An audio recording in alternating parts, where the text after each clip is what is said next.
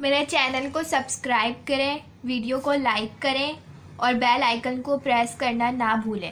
ایک نشئی افطاری کے وقت سگریٹ کے کش لگا رہا تھا۔ اس کے بچے وضو کر کے نماز کے لیے مسجد جانے کی تیاری کر رہے تھے۔ بچوں کا دادا اپنی چارپائی پر بیٹھا یہ سارا ماجرا دیکھ رہا تھا۔ دادا اپنے نشئی بیٹے کی طرف متوجہ ہو کر کہنے لگا، او بیغیرتا، تجھے شرم نہیں آتی؟ بچے نماز کے لیے مسجد جا رہے ہیں اور تو مزے سے لیٹا سگریٹ کے کش لگا رہا ہے۔ نشئی نے باپ کی طرف دیکھا اور مسکرا کر بولا، دیکھا پھر اپنی تربیت اور میری تربیت کا فرق۔ کوئی تہجد میں جانو مانو کو مانگ رہا ہے تو کوئی شونے بیبی کے لیے روزے رکھ رہا ہے۔ ایک میں ہوں جو ہر نماز کے بعد 10-20 کروڑ مانگتی ہوں جس سے سمپل لائف گزار سکوں۔ اکثر مسجد میں صبح اعلان ہوتا ہے کہ حضرات جلدی جلدی اٹھ کر سحری کا انتظام کر لیں۔ حالانکہ سحری کا انتظام تو خواتین نے کرنا ہوتا ہے۔ مرد حضرات تو آخری 5 منٹ میں اٹھ کر T20 کھیلتے ہیں۔ لہٰذا اعلان ایسے ہونا چاہیے کہ معزز خواتین اٹھ کر سحری کا انتظام کر لیں اور غفلت کی نیند سوئے اپنے مرد حضرات کو بھی اٹھا دیں۔ رمضان میں گھر والوں سے فالتو بات کرنے کا دل نہیں کرتا۔ پتہ نہیں کون لوگ ہوتے ہیں جو جانو مانو سے سحری تک لگے رہتے ہیں۔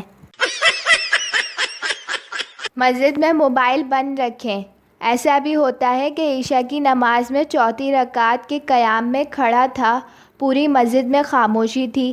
جب میرے ساتھ کھڑے لڑکے کا موبائل بجنے لگا، اس نے جلدی سے اپنی پینٹ کی پاکٹ کے باہر سے ہی کسی بٹن کو دبایا تو آواز بند ہو گئی۔ جب ہم تشہد میں بیٹھے تھے تو اس لڑکے کو احساس ہوا کہ موبائل میں سے کسی کی ہلکی ہلکی آواز آ رہی ہے۔ کال شاید کٹی نہیں تھی بلکہ ریسیو والا بٹن دب گیا تھا۔ اس نے تشہد میں بیٹھے بیٹھے ہی کال کاٹنے کے لیے کوئی بٹن دبایا تو اسپیکر آن ہو گیا۔ مسجد میں بالکل خاموشی تھی، اس لیے پوری مسجد میں موبائل کے اسپیکر کی آواز گونجنے لگی، ہیلو جانو، ابھی تک ناراض ہو، بولتے کیوں نہیں؟ جان پلیز ایک بار بات کر لو نا، پکا اب لڑائی نہیں کروں گی۔ سچ میں میرا کزن سے کوئی تعلق نہیں ہے، وہ تو میں دوپٹہ پیکو کرانے گئی تھی اس کے ساتھ تو گول گپے کھا لیے تھے اور آپ نے ادھر ہمیں دیکھ لیا۔ جان پلیز جانو ایک بار بات کر لو۔ لڑکا بیچارہ لگا رہا کہ کسی طرح ایک بار کال کٹ جائے، لیکن اس کی قسمت کا ستارہ اس دن گردش میں تھا، نہ کال کٹی نہ اسپیکر آف ہوا اور وہ بندی اپنے جانو مانو دھنیا پودینہ کو منانے میں لگی رہی۔ مولوی صاحب نے جلدی سے سلام پھیرا، اس لڑکے نے آؤ دیکھا نہ تاؤ جلدی سے باہر دوڑ لگا دی۔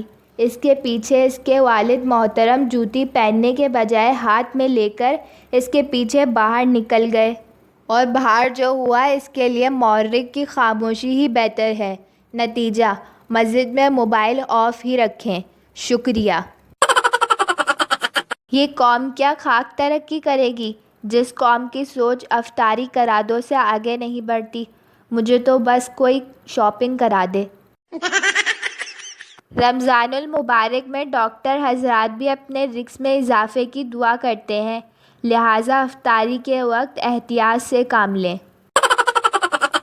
ڈھول والا بھی ایسی قوم کو اٹھانے آتا ہے جو سوتی ہی فجر کے بعد ہے۔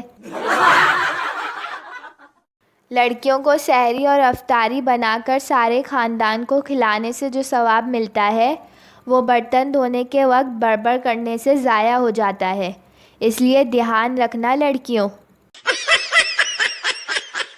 جو لڑکے پورے روزے نہیں رکھتے ایڈریس بھیج دیں، عید کے لیے چوڑیاں بھیجنی ہیں۔